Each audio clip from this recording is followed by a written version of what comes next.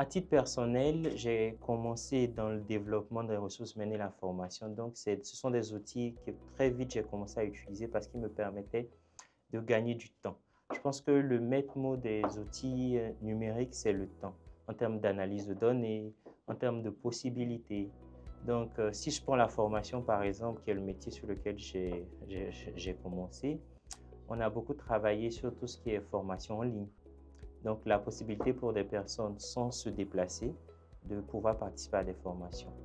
En termes de recrutement, on est plus sur des outils pour gagner sur tout ce qui est temps de sélection, analyse de profil, tri des profils et pour sélectionner les meilleurs candidats.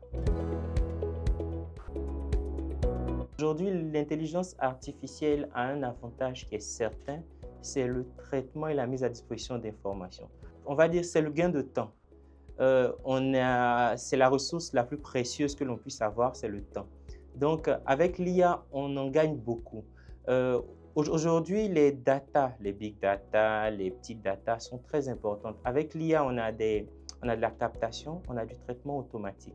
Donc, si vous voulez, aujourd'hui, les RH utilisent l'IA pour pouvoir revenir à leur métier de base. Donc, pouvoir s'occuper, consacrer du temps à construire des relations, à voir le développement de leurs salariés. Une fois que vous avez un candidat potentiel ou un possible recrutement en vue, comment le candidat qui veut rentrer dans votre entreprise, vous lui donnez accès à des informations essentielles qui vont lui faciliter la vie, qui vont lui faciliter ce que l'on appelle son intégration. Un exemple concret, de plus en plus, on utilise des outils de formation en ligne. Donc, on vous crée un compte sur une application, sur une université virtuelle ou bien sur l'intranet de l'entreprise. Même étant candidat, qui n'a pas encore débuté son contrat, on peut lui donner accès à cet outil.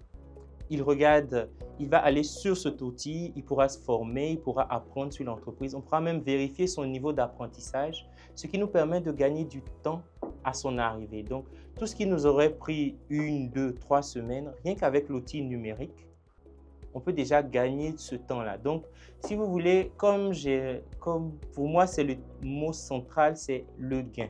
Le gain de temps, le gain de productivité, l'efficacité.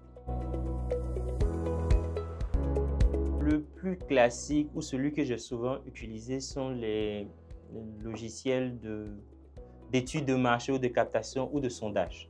Donc, en général, avec un bon paramétrage, juste un lien, 5 minutes, vous avez des retours. Donc, ce genre d'outil vous permet d'avoir sur une activité, un projet donné, de la satisfaction rapide, analysée de vos salariés.